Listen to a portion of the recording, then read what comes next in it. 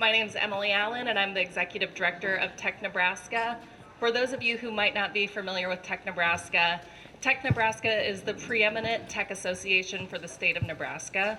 We focus on programming, policy, peer-to-peer interaction.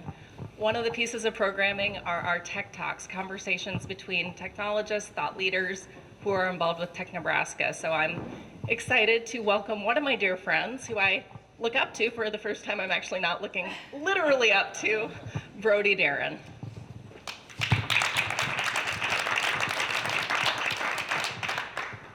Okay, good. We're on audio. Good morning, everybody. Thanks for coming out on a extra chilly day this morning. That was a surprise to me. I have the distinct honor of introducing a good friend of mine and someone that, despite our height differences, I've looked up to for a very long time as well. And his name is Ryan Wade, the Director of Software Solutions at Lutz here in town. So we're going to hear from Ryan today.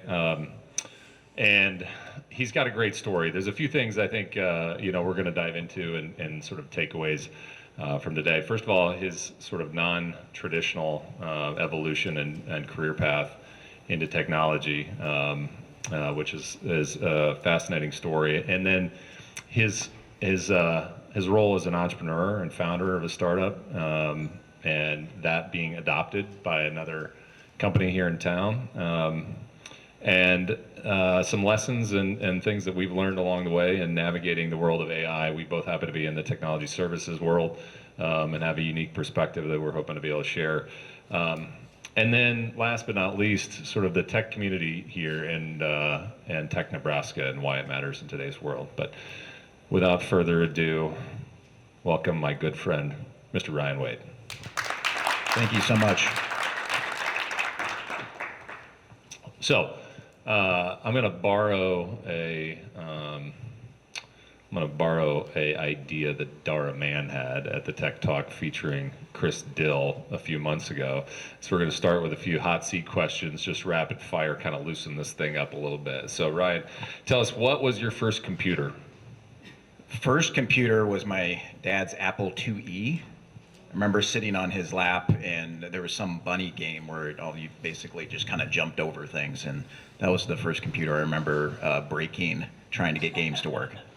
So this might be a segue into that. So now, today, fast forward multiple years later, Windows or Mac? Mac. Sorry. Amigos? Well, let me preface that. Mac at home, Windows in the office, and I've adopted both. Is it Windows in the office because you have to, or because you want to? Initially because I had to, but now I appreciate it. Okay. That's a political answer. Yeah. You may get more of that, yeah. Amigos or Runza? Amigos. The ranch is the best. Your go-to general purpose LLM? ChatGPT at the moment. Okay. Today. If you had to choose one team to win a national title, Creighton basketball or Nebraska football? Should this be another political? So, for those that don't know, Brody played at Creighton. I went to the University of Nebraska at Lincoln. Actually went to the national championship game when we got smoked by Miami, and then I went to Creighton. So I'm a legitimate J-sker. But if I had to choose between the two, it would be Creighton basketball. Yes. See, he knew the right answer. All right. Very well. So let's talk current state today. Tell us about being the Director of Software Solutions at Lutz. Tell us more about that job. Yeah, so I've been at Lutz about 8 years now, primarily helping small, medium-sized businesses kind of navigate software, solving problems, figuring out what the options are. And that's really evolved over the years. We used to build custom software, and it was really challenging to meet the needs of all different types of businesses. And so pivoted that model to really just kind of help be the Sherpa, the guide for a lot of these businesses who don't have internal software development teams and CTOs, and kind of helping them make informed decisions about solving problems. And so been doing that for 8 years now. And then ultimately plugging in with different partners who specialize in implementing technology, and that model has really worked well. So you said he started kind of largely in the custom space, right? And you mentioned that that's evolving. How is that evolving, or how has that business model evolved for you at Lutz over time? Well, I had a large background in custom software, and so it's kind of, I had a hammer and everything looked like a nail.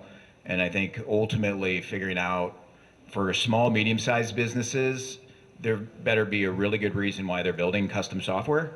Most of the back office type of stuff really should be CRM, kind of ERP, and finding ways to integrate systems and kind of find gap solutions where things don't fit. So that my thinking on that really evolved when I started interacting with more customers at Lutz, who again, they don't have an internal kind of technology leadership team. They maybe have IT internally, but when you talk about software development and productivity tools, they really don't have anybody to kind of help them with that. And so I think that really, my thought process evolved quite a bit in that front. Is there any particular, vended solutions that you've had a penchant towards or lean towards working with or partnering with? Well, at Lutz, we're a Microsoft shop, but I'll, not give the political answer. I think I've found that most software projects really the solution itself really doesn't determine success. It's more about the thought process and the process that you use to implement it. And so we work with Microsoft Dynamics from a CRM, ERP perspective, but at the end of the day, if that was Salesforce or NetSuite, it really comes down to kind of the way that you approach implementing that and the change management. It's the change management, it's the people part of it that really makes something successful or more risky. So vended solutions and maintaining those, right, versus like building custom software and having to continue to maintain and build and evolve and enhance those. Just talk about, why that concept has been a better fit generally for the small to mid-sized customers that that you're working with at Lutz, and versus, hey, like what would normally be the solution to maintain or enhance or involve an ongoing custom solution versus I'm going to go pay Microsoft for Dynamics, and what implications that would put on my business long term. Yeah, I would say that when I'm working with clients on kind of the platform implementation side, really kind of educate them on the difference between customization and configuration. And customization is really the things that are the secret sauce that make your business different, that are really the value drivers, but most of the problems have been solved by these platforms. So configuring, fields and all those, some of the minor workflow type of things should be configured, not customized. Once you customize something, it's like having a child. It needs to be kind of fed and maintained and grown. And so I think, I don't know if that answers your question as much, but I mean, the process of just making sure you can maintain it, if it's configurable, then it's something that those providers have built systems that allow non-technical people to maintain them versus having deep kind of computer science or architectural kind of knowledge. Yeah, and these guys, you got to go hire these software engineers. They're really high maintenance people. You got to keep. We have a few of them in the audience that I've worked with. I mean, that is absolutely for sure. Looking maybe in the front row. So you're consulting with a number of small, mid-sized companies, right, on their technology strategy, solving particular problems as it relates to how you implement technology to help solve these business problems, and thinking about maintainability and scalability and security and all of those fun things. But you're a banker and a finance major. Recovering banker. Okay. Grew up as a banker. And I think there are some bankers here. So let's just talk about this evolution from banking into becoming a software consulting, technology consultant. How'd you end up here? Well, man of many careers. Really started in finance kind of by accident. My sister was a banker at the time, and kind of going into college, it convinced me of the awesome tuition reimbursement program at Wells Fargo. And so I was just one that always had a job, and so became a teller and kind of worked all the way through college and learned a lot. Learned a lot about, you know, listening to customers, and you know, Wells Fargo was really good about, you know, kind of understanding the customer that you're serving and finding the right solutions. And those are things that I still use today. Was fortunate enough to be kind of pushed by, you know, the mentors and leaders in my life there to just get involved in a lot of different types of things. You know, I think I was one early on that was saying, why are we doing it this way? Why are we approaching sales this way, but we're not giving the team the tools to do that? And my manager at the time just said, that, you know, that problem sounds really interesting. Why don't you go solve that? And that was kind of the first, like, okay, you know, I raised my hand and then got an opportunity to put a program together to help our team members, and had that opportunity at Wells Fargo. But I kept asking, why are we doing it this way? And I got involved in a lot of different committees, and got involved with different technology committees and things of that nature at Wells Fargo. Was recruited by a friend of mine who went over to Union Bank and Trust, and you know, I think that's really where I got into commercial banking, got an opportunity to kind of learn finance and credit, really learned how businesses make money and lose money. We went through, and Moki here and I used to work together, but went through some hard times, kind of seeing, you know, the economic downturn in 2001. And so part of that, just like, oh, you're not making as much money. I mean, we had conversations that were shutting, you know, family businesses down. And so it really meant something. You know, as a part of kind of building my business, I got involved with the community, and, you know, the Greater Omaha Young Professionals and Leadership Omaha, and ultimately kind of, you know, Big Omaha. How many of you had been to Big Omaha at some point? It was an inspiring kind of, you know, boot camp into the startup world, and I was just kind of drawn to it, like moth to a fire. And, you know, again, had people surrounding me who kind of challenged me and saying, you're not a banker, you know, we don't know what you are, but just try something new. And was fortunate to be connected with another entrepreneur in town named Marianne O'Brien, who, you know, is a founder of OBI Creative. And Marianne is about as entrepreneurial as they come. And so that's when I first got out of the spreadsheet onto a whiteboard for the first time. You know, kind of just putting thoughts on a whiteboard, being creative, coming up with solutions. And so I learned a lot there, and learned about marketing and how that interacts with sales.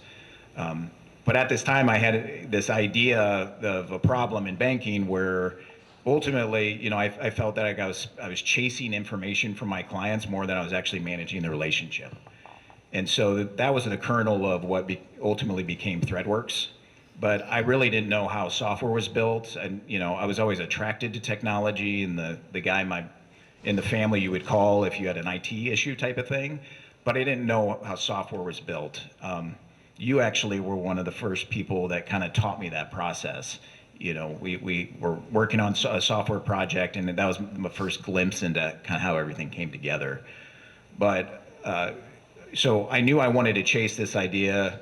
And but I was a non-technical person, so I was connected with a company called Avature and Mark Griffiths. Mark Griffiths is a serial entrepreneur, has a company called Avature that was doing software consulting for the government. And I think within the first 2 minutes of meeting Mark, ended up over on his, you know, we were talking about this idea that I had for ThreadWorks, and he had a whiteboard behind him. And we started talking. I'm like, actually, can we just go over here and just start talking about the problem that we're trying to solve here? And spent, you know, an hour and a half, 2 hours on that whiteboard, and coming up with a thought of a solution, but we were really connected on the problem that we were trying to solve. And, you know, he wanted to give back to the startup community and, you know, the things that he had learned along the way. And there really, at the time, wasn't a lot of that going on in Omaha. And so, you know, continued the conversation for multiple months, but at that time, I knew I needed to either chase that dream or commit to kind of a full-time career, because I had a couple kids at home and a mortgage going on. And Mark just kind of put the offer out there, and he said, listen, you know, you're not in your early 20s and can take, the big risks like, some can. So why don't you come over and be an entrepreneur in residence for me? And I was like, I've never heard that term. I have no idea what that means. But ultimately what that is, he created a role for me specifically that allowed me to kind of generate income by doing business development and learning technology and doing consulting while we built the product together.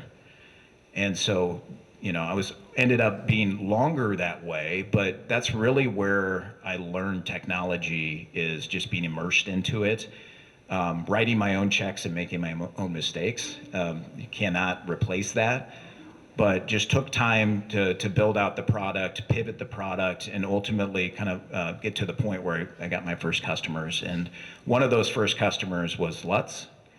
And Lutz took a chance on me and the product because they resonated with the problem, and I think they were ultimately Ron Nebbia, who's one of the partners over at Lutz at the time, just saw something in me that connected with their culture. And so I think I said this at the Tech Nebraska Summit a couple of years ago, but ultimately they adopted a startup. And so as opposed to kind of raising money and going down that path, ended up, we sold the intellectual property, the product, and I ultimately came over to Lutz, and that was 8 years ago today. So the traditional banker gone marketing, gone entrepreneur in residence, gone consultant story that you hear every day. Yeah. Third one I've heard this week. So let's talk about ThreadWorks a little bit, the product, right, that was acquired by Lutz and adopted by Lutz. Talk about, how the problem statement that you were looking to solve when the idea came to fruition initially evolved over time, because that's obviously, that's a typical process that a founder will go through, is an initial problem statement that they think they want to solve, and then as they dive into it and refine that, has kind of some chapters to that evolution. Talk about that piece a little bit. Yeah, I think, what's interesting is even the enhancements we're making today and the roadmap that we have today. It's fun for me to go back, fun and frustrating at the same time, looking back in presentations we put together 10 years ago that kind of was just like, resonated that, oh, we talked about this 10 years, this was the vision that we had talked about 10 years ago type of thing. But, what I found in going through the startup process is you really need to fall in love with the problem, not the solution. Because I think, not enough people with ideas really validate the problem enough. They start with the solution in mind. We were solving the problem of just simplifying the way that you collect that information so that the professionals can get back to managing relationships. That was the core problem. Now, from that, there's many ways that you can attack that.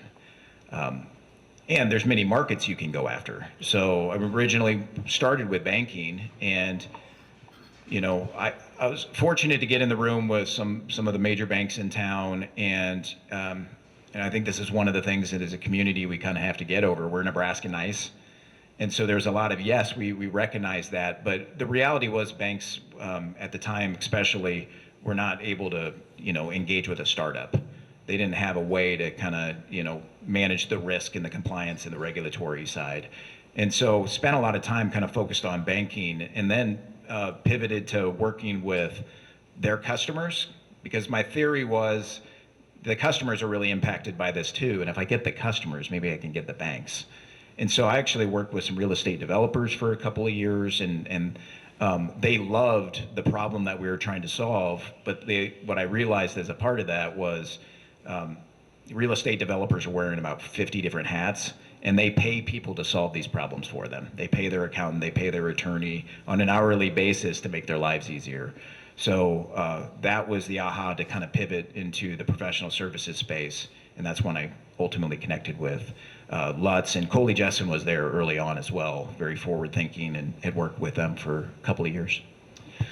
So let's talk about the entrepreneur in residence like arrangement that you had, right, at Avature. So you spent time developing business for their professional services software development firm, and then you're also the founder of and building what is now ThreadWorks at the time, leveraging Avature's software development as both a customer and also selling those services. So tell us more about how that worked out. Not how it worked out, but like how did that arrangement work? Like what did that look like? Yeah, I wish I would say it was well defined. It wasn't. Kind of two startup entrepreneurs working together. We didn't iron out all the details. I would say, it was challenging in the focus perspective on a day-to-day basis, but now that I've learned so much through that process. From everybody that came here, you're here because you are also thought leaders, want to connect with the community, want to give back to the community, and I think that there's something to this adopting a startup and this entrepreneur in residence, and just finding ways for businesses to connect and give back to the startup community because it's mutually beneficial.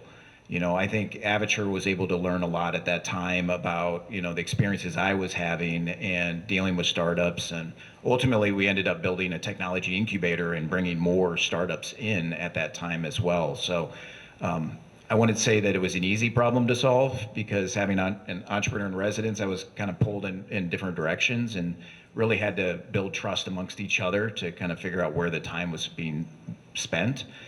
I think if for businesses that have interest in doing something like that or figuring out better ways to connect with the startup community, I would love to engage in that conversation because there's many, I've learned a lot from the scar tissue that I've gone through, but I also think that this community in particular has so much opportunity, unlike anywhere else in the country, to connect the business communities to innovators and entrepreneurs, but we haven't figured it out yet.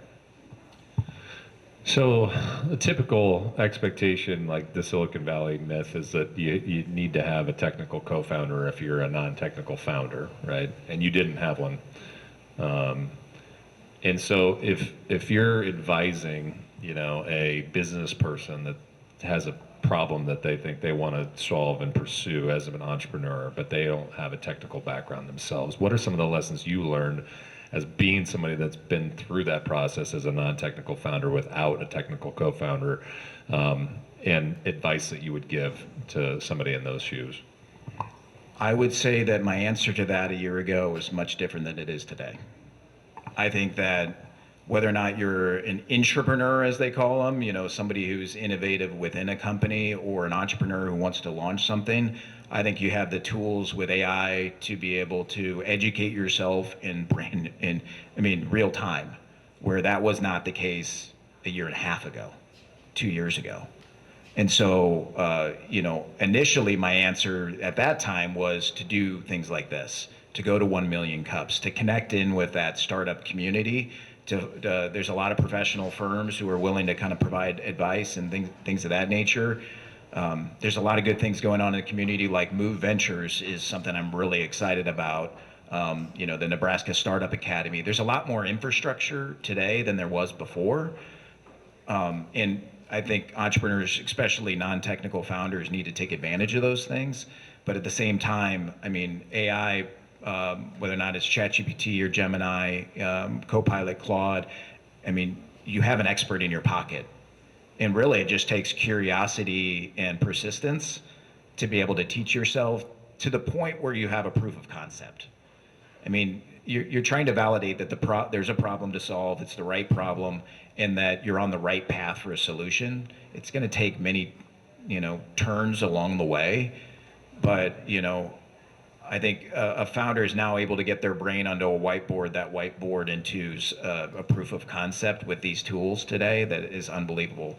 Now, all that said, when you need to actually scale something or bring it to market, that's where you need the true engineering and the security and all the different pieces that come along on the way. But to at least get through the initial phases, founders have more ability to do that by themselves than they did previously.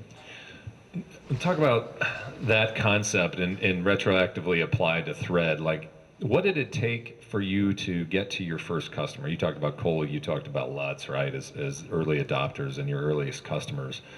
I mean, did you have to have production scalable, secure software in order to make that sale? Or did you, I mean, if you had a working POC at that point that you could, somebody could vibe code today, could you have landed for Thread, your first customer? Good question. I maybe take it a little bit different direction. What helped me get to that point? One, and Emily, you'll appreciate this, that I'm bringing this up. I mean, I took advantage of the Nebraska prototyping grant that allowed me to take a plan and have funds that I contributed to, but the state helped match that allowed me to get to a proof of concept to the point where I could get a letter of intent from a customer to move it forward. And of all the programs out there that the state invests in, this is one that there's proven return on investment of the companies that have taken that idea to the first customer, and scaled it out. Whether or not that's the Flywheels of the world, a Huddle. I mean, companies that Company Cam. There's so many examples, time and time again, that it's worth investing in. Now, taking a different direction, though, do you need security and all those types of things to prove out that there's a problem worth solving? I don't think so. But again, this is a new world with AI. I mean, I think that if you're a startup, if you're an entrepreneur, I think we're all challenged with, what the reality of technology is. And I think a lot of businesses are thinking that they can solve those problems on their own now. So where it's easier to kind of get off the ground and get a proof of concept, it's also going to be more challenging for that first sale, because they're competing with businesses that may think that they can do it on their own. So there's both sides to that coin. So let's talk about the acquisition of Thread by Lutz. So you started this company as an entrepreneur in residence. You got a couple of customers on the platform, and then Lutz just kind of approaches you about acquiring the IP, bringing you on board. Talk about that process, why that was the right fit for Lutz, and why that was the right decision for you and for ThreadWorks at that time. Well, I would say, and there's a reason why an entrepreneur like me is still at Lutz, is because they're very entrepreneurial. Started as an accounting firm, but then grew into multiple services to support our customers. So whether or not that was technology or talent or finance, they had built a culture to have the kind of antenna up to go, our customers need this, and we have a infrastructure that allows us to bring this to customers. So if it wasn't that way, I think it'd be really challenging to go in and stay at a company, and because entrepreneurs we're just wired differently. So you can have a few of us, you can't have a lot of us at one time, because we can be kind of disruptive. But that culture kind of mattered. But Lutz had also gone through the process of building a software for universities that really sat between the ticketing group and the fundraising group, and kind of helped manage working with donors and getting them the information that they needed and getting them the right parking spot and all those types of things. And so they grew that up and ultimately sold it to a company that was acquired by Ticketmaster. So they had been through it before. And so I think, through that process, they just were looking at startups and software in a different way. So they were kind of had already gone down that journey. And so the culture, their process of doing it before were attractive for them. For me, I think that, I feel like they saw in me that I could bring a lot to the table. With my financial background, working with enterprise, working with software, working with small business, working in marketing and sales, I think they just saw something in me that I could add something to the team, and so we're mutually attracted to each other. So, you're a product guy bringing your software that was acquired by Lutz into the firm, and then but existing in the side of this professional services environment where it's all billable hours. So how do you measure success in your role when you're not billing by the hour as a a product guy and now a biz dev guy? Well, I'm still involved in multiple things with Lutz. That includes kind of internal innovation as well, kind of looking at the processes, looking where we can apply AI and other types of tools to continue to scale our business. I mean, we're a top 100 accounting, professional services firm in the country. We're one of the few that focuses on small, medium-sized businesses. So we have a lot of the ingredients, and we've grown quite a bit, but there's still areas of opportunity for us to be more productive, add more value, and we're a firm that's wired to do it that way. So, there's goals around helping that happen. But right now, where I had focused on kind of the software consulting side, it's applying those skills into helping clients navigate what do they do about AI and data, because those things are absolutely linked. And so it's an absolutely exciting time and a terrifying time all at the same time. I mean, I think with AI, you can look and compare it to other paradigm shifts. I've been around when, initially it went from the internet economy to mobile to cloud. And there's something very similar to that. And there's something absolutely unique about what we're going through today. And some of the things that I'm seeing is that, things change on an absolute daily basis. So in all those other revolutions, you were able to kind of have a stabilization period. I don't know how many of you have seen the Gartner kind of hype cycle, where there's kind of the hype and then the peak and then the trough and then the productivity plateau. It just feels like we're going through that on like a week by week basis at this point. And that is the challenge we all have, but the opportunity's there to grab.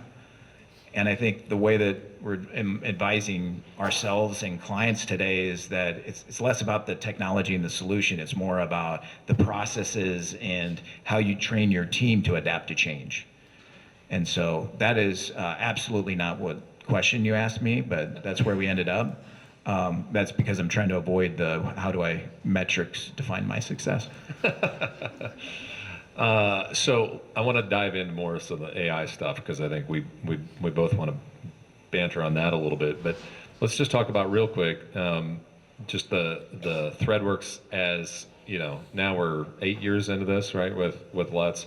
How is this shaken out in terms of where the ThreadWorks vision is for the future? Where is it at today in terms of the product? And what's next, or what's on the horizon for Thread specifically? Yeah, ThreadWorks is an internal asset for our firm that allows us to be as productive as we can to getting back to that original vision, allow us to collect information so we can get back to managing the quality and the relationships that we have with our customers. We have 30,000 users or so on the system today. When I used to talk to my development team, I used to compare okay, we have a few users. That's like us getting together at a coffee shop with all of our users. And then it went to, a small concert venue. And then, now we're getting pretty big. We're not to quite CHI right now, filling that, but, pretty close. So, I think what I'm most proud of with ThreadWorks in particular is how we've been able to train others at Lutz to be product owners and to understand how to. I knew I was going to do that. Hello. Ultimately, how to have a vision for a product or a feature, how to put together a roadmap, how to prioritize, just the kind of the full agile process, being able to see that come to fruition. So I'm not working on it a day-to-day basis, been able to kind of have others learn that process. And I think that that's so valuable as we move into this world of AI, because I think that's the mindset and the skill set that people need to have in order to, build solutions no matter what the technology is. So you're spending a lot of your time, consulting, and let's go back into the AI idea a little bit. So spend a lot of time on the data side, business process side, various tech solutions to help solve problems. But from an AI front, you're a business guy, as am I. You're a finance guy, banker, thinking about return on investment and all the metrics that come with that. What, amongst the folks that you consult with, speak with, talk with in the community, maybe work with, as customers, where have you seen your customers find the most lift or return on their investment as it relates to AI solutions so far? I think the honest part of this is that really the return on investment is really hard to quantify right now. You know, so there's a lot of great studies out there that are coming out that are measuring kind of return on investment and productivity when it comes to data and AI work.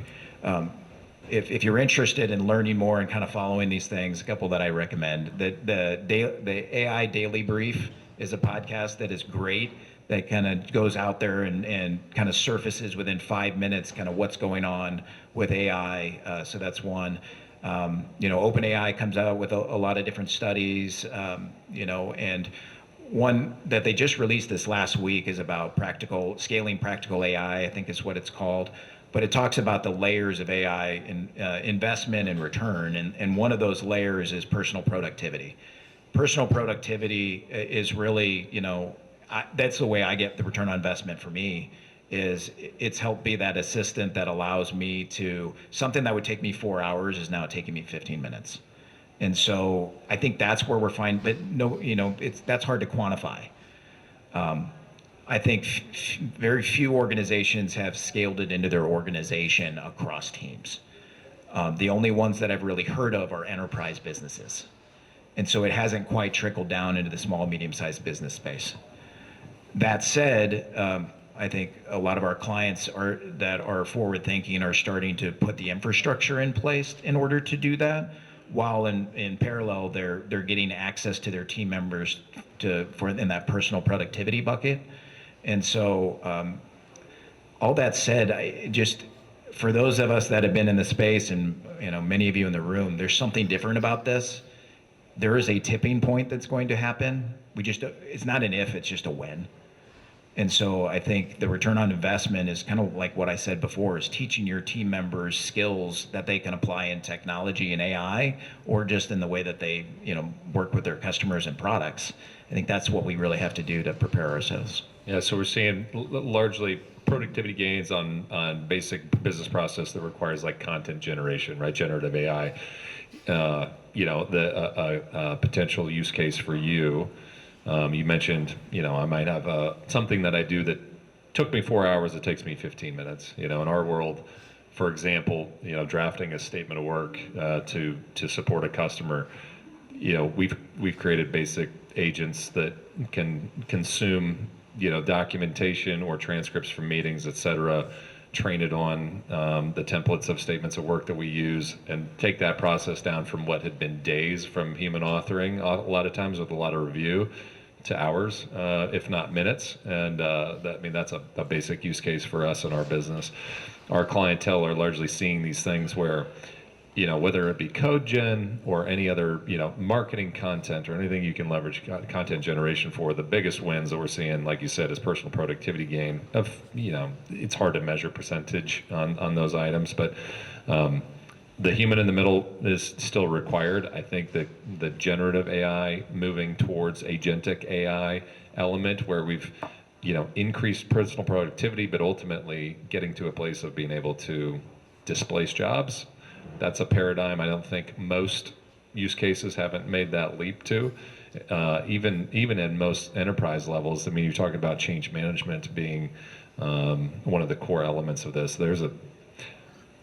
Change has always been a significant component of obviously the tech world, but the pace of change has never been greater than what it is today. And you're talking about people needing to adopt technology that could ultimately disrupt their own jobs. And so the resistance to change is a significant blocker, I think, to a lot of the potential use cases in that space, as well as the tech catching up. But it sounds like what you're seeing at the small and medium-sized business level, frankly, is not dissimilar to what we see at the enterprise level.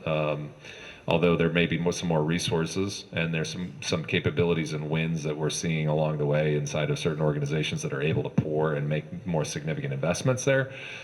Kiewit's done some amazing work in the AI and ML space to help with a variety of their business processes and estimating, et cetera.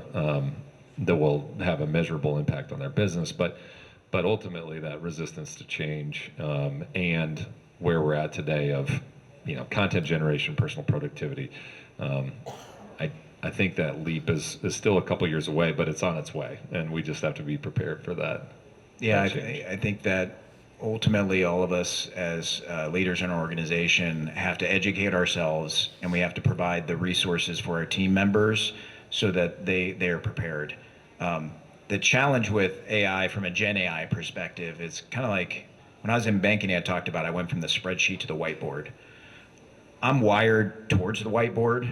Give me a blank, give me a blank whiteboard and a marker, and I'll solve the world's problems. But not everybody's wired that way. Some people have a hard time looking at a blank Excel spreadsheet. They need the template.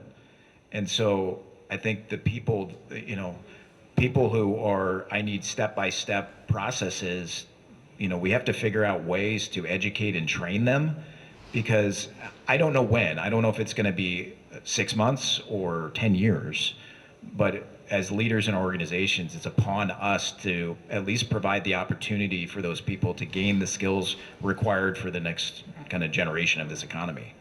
And that's the hard part. It's a whiteboard. How do you train somebody on a whiteboard versus a step-by-step process? Well, we can simplify things down and kind of give them a version of the step-by-step, but in the background, kind of we're teaching them these skills to be more of a whiteboard mindset. There's different techniques, but I think it's on us to be able to kind of think through those things so that we maintain the cultures, we maintain the opportunities for people as we kind of shift the paradigm into the AI world. Going back to some of the use cases, I guess, have you seen thematically any particular business process or content generation type of use case that the small and mid-sized businesses that you work with are finding at least some immediate ROI, and even if it's just on the personal productivity gain? Like, is it in the finance world? Is it in the marketing world? Is it in the sales world? Like, where have you seen? Yeah, I think that the easy use case is sales and marketing. I mean, doing research on who you're meeting with and opportunities and all of that, gathering all that information at your fingertips is easier than ever.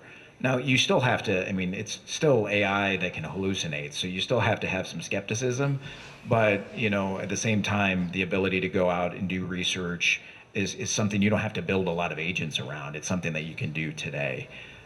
So I think there's a lot of our customers who are in construction. I think, there's a natural opportunity for reviewing RFPs for anybody who's doing that. We got an RFP the other day, and people, everybody's kind of rolling their eyes. Everybody does, by the way. Anybody who has to respond to an RFP absolutely hates it. And by the way, the businesses that put RFPs together hate putting them together. So anyways, that's a problem to solve in a different day. That said, the ability to analyze an RFP and respond to an RFP, those types of things are just like low-hanging fruit on using AI. And if people are not, as an organization, I would challenge your team members who are in those spaces to ask how they're using, these tools today to be, more personally productive, and challenge them to do that. I would say even internally, our business development team, putting these things in front of them, they're starting to take hold now without having to do a lot of prompting. And so it's just taking a little bit more time than the AI, world would make you believe is possible. They're just like, the world's changing today. Well, people need to catch up, and I'm starting to see signs of that. All right, I think we're getting lower on time here, so let's kind of bring this full circle. Ryan, you talked about your evolution from the banking world into tech was ultimately influenced by your involvement in the community, and things like Big Omaha and entrepreneurs that you got to know are like inspiring for you. And now you've been part of this tech community for a while, and you've elected to now invest your time here at Tech Nebraska, or with Tech Nebraska. So I'm just curious what motivated you to get involved with Tech Nebraska, and why should people here continue to support and care about the mission that Tech Nebraska has? Well, between a few that I knew on the board, including Chris Dill and David Tomlinson, when they were talking about the vision, they were talking about, bringing together. I was going to do that again. Sorry about that. That the business community really needed an association that advocates for businesses and providing kind of a tech-friendly community that allows us to attract and retain talent. And that was appealing to me. It was appealing to me that it was kind of business-led, us kind of coming together. And there's also a competitive aspect of it, as many states, including Iowa, have thriving kind of tech associations, and we just lacked one here. And so, all of those things kind of combined, and Lutz was one that kind of saw that vision as well and wanted to support that initiative. That said, Tech Nebraska has a lot of the major CIOs, CTOs in town, all a part of it. We wanted to represent our needs and our customers' needs, and so thought it was a unique opportunity for us to get involved early on. So Tech Nebraska obviously is our focus and our mission here. I think just to piggyback on your front, one of the reasons why I'm passionate about being involved in this organization is, we help define the rules of the road that we're operating in, right? With trying to influence pro-tech and pro-business policy, and those rules of the road can also provide headwinds or tailwinds if we do it right or do it wrong.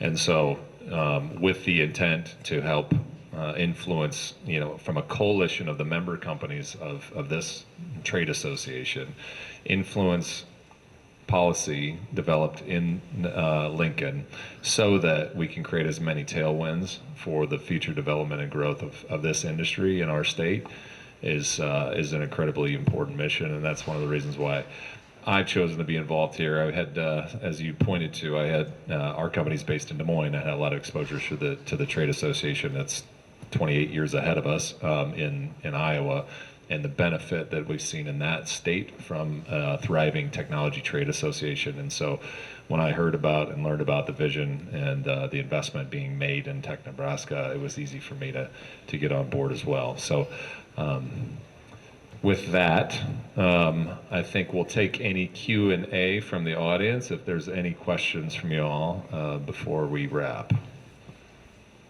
Yes, sir. Brian, you got a ton of great experience across the board, so I would ask if you could go back in time to early stages, ThreadWorks, mapping it out. What are the three things now, what would you do differently in the infancy of your concept? Three things that I would do differently from what I learned.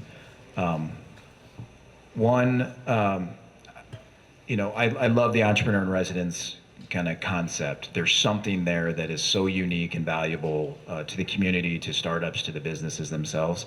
I think going back, making it more clear would have avoided a lot of long nights, and stress and those different types of things, just balancing the different kind of perspectives. So that would be one. In terms of like ownership of the concept? Yeah, all the things. It was there was a lot of trust to kind of spend the time the way that it needed to be spent, but I think kind of outlining that would have been better up front. It's a hard question because I think to be kind of entrepreneurial, you have to be persistent and humble. I've just kind of learned that I don't have all the answers. And so even though we made mistakes along the way, I don't think I have regrets of that I would change all that much. I do, kind of coming back to the theme of falling in love with the problem versus the solution. I think I spent a lot of time, money, effort, frustration, trying to shove the round peg in the square hole type of thing.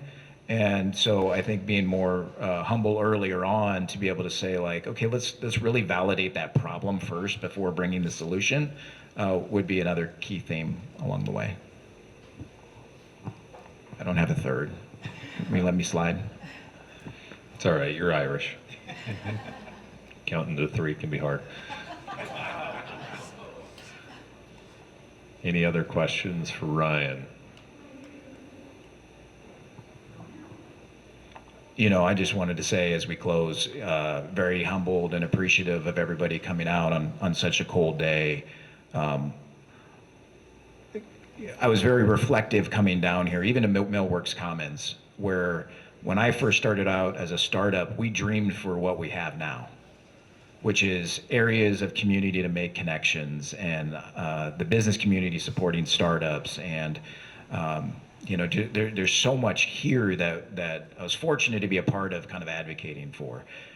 The other is major companies that kind of went through the full life cycle to exit, and those leaders in those organizations spinning off and starting other startups. Like if you look at the metrics of success, we've hit many of them, but it doesn't feel like that now, because I think we're at another inflection point where we as a community need to kind of come up with a plan to what's the next version and just keep getting better and better and better. And so it was nice to be reflective of kind of coming down here and feeling that way, but also kind of anxious to kind of get to the next thing. And so for you who are new to Tech Nebraska, we love the support because you have a lot of like-minded businesses that want to support the community for the next stage. And there's a lot of others that can be supported. So appreciate everybody's time.